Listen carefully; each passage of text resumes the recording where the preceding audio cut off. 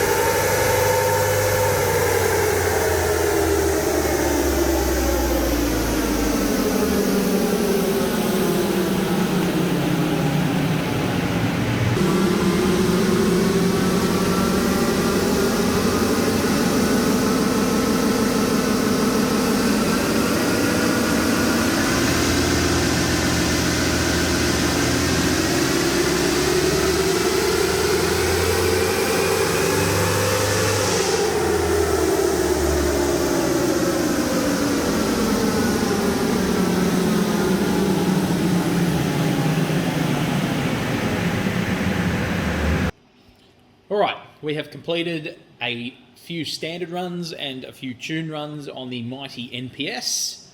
Let's go through the results. Let's start with horsepowers, except measured in kilowatts, which is the metric system. It made a grand total of 59.2 kilowatts. Didn't even crack 60. I'm a little disappointed with that. This Dyno Innovations dyno that we have is a little bit of a heartbreaker. But anyway, now let's have a look at torque. Now, you notice this bit here? This has got to do with how the Dyno Innovations dyno loads up. It's a bit of a known issue, so let's just get rid of that very first bit of the graph so we don't skew the figures. So we made 221.1 Newton meters of torque.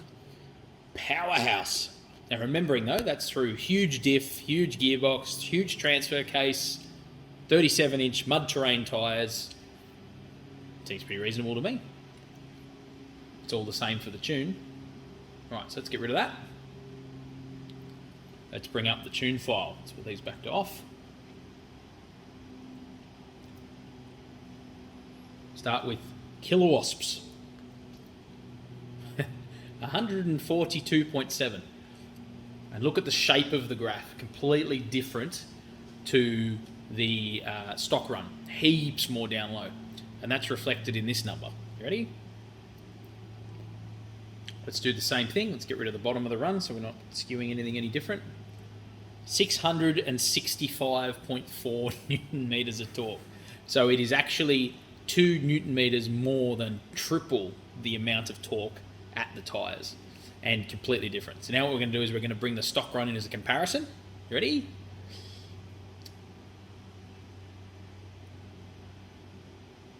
It's not a... I was confused there for 2 seconds. Sorry for the pause. I looked at it and I said, where's the run gone? See the dyno auto scales? It's actually below the graph currently. You ready? If we make that 0, the other one will appear. There it is. Let's make this 200 so we can see it. 20. Let's turn the torque off for a sec. So there's our power graphs. I mean, it's just more everywhere. And then we'll bring the torque in.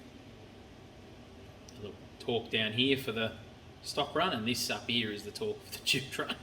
It's even hard to show it on a graph because it's way down here.